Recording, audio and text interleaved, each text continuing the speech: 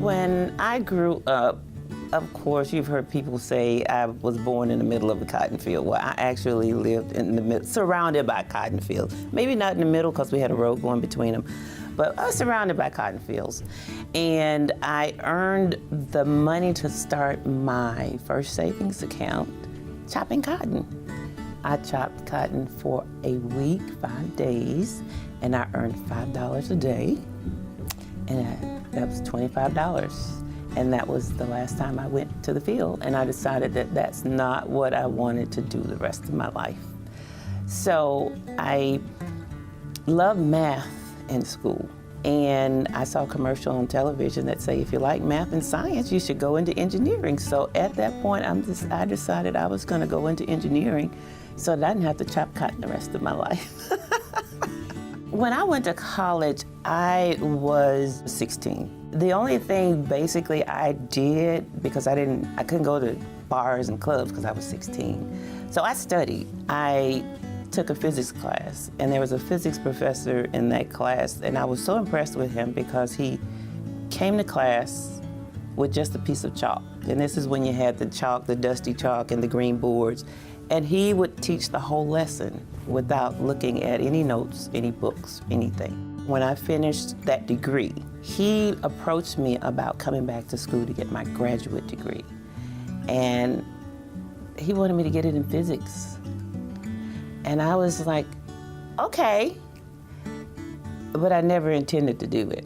I took him up on that offer, even though physics was more of a challenge to me than most other subjects. I took him up on the offer. That's how I got my first degree. And then he started the PhD program at Alabama A&M. I was the first African-American female in the state of Alabama to get a PhD in physics. I guess it was like last year in March, I felt the lump. I called my doctor and I said, I felt the lump, probably need to check it out. And he did another biopsy, and I'd had biopsies before, so they've all come back, you know, benign. And when he called me back in, he said it was cancer. And so I just said, okay, what are we gonna do?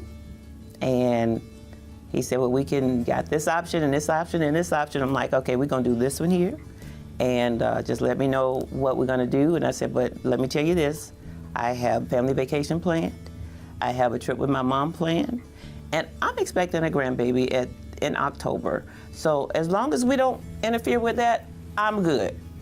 Let's get this done. And basically, he assembled a team of doctors, and all my doctors knew my schedule. I had a spreadsheet color-coded to say this is the time. And I said, and please don't make me choose between my grandbaby and treatments, because I'm gonna make the wrong decision. I promise you I will. But they all worked with me. They were all fabulous. They took very good care of me. True grit means never letting anything get the best of you. No matter what it is, face it head on. Always know that it may be difficult at this point, but it won't last forever, and the reward will be at the end. Just endure to the end. I am Shelia Nash-Stevenson, and I am a woman of true grit. For more inspiring stories like this, visit ediehan.com.